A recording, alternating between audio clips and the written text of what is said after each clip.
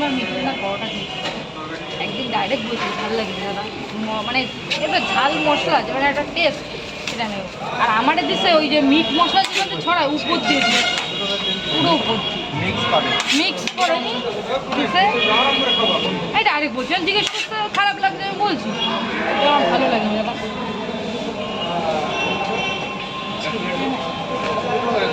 দুটো করে কয় জায়গা একটা করে ডিম দেবো।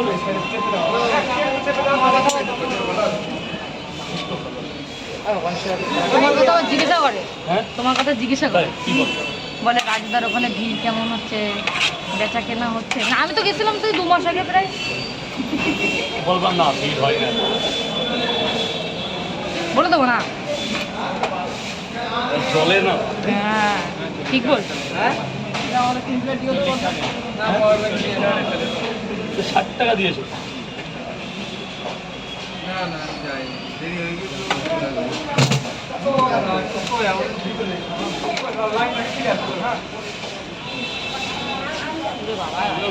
তুমি ওষুধটা না খেলে একেবারে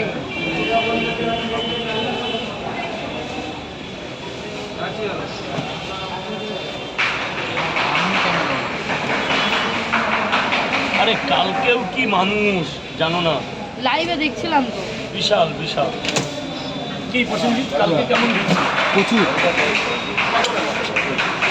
কে রে বাবা, গনে গনে ওরকম মানুষ আসে, আর হচ্ছে মাঝে মাঝে আসে। হয় না, মাল বিক্রি হয়ে যায়, ওটা থাকবে। বলুন আজকে আমি কথা বলতে পারছি না তো ওই জন্য। একটা কিন্তু ব্যবসা মুখের উপরেই চলে।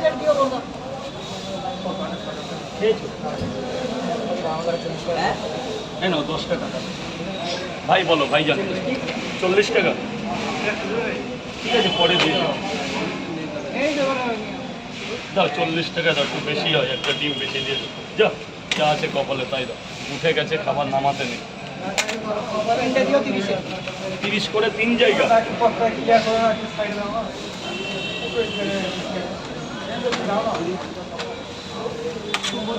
ওর মাথা ব্যথা ডিস্টার্ব হয়ে গেছে।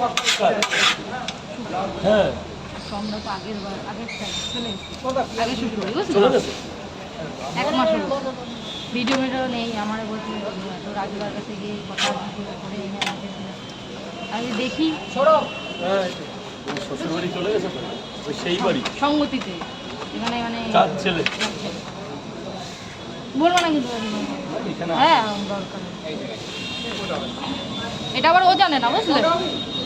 খেয়েছো কত টাকা? 50।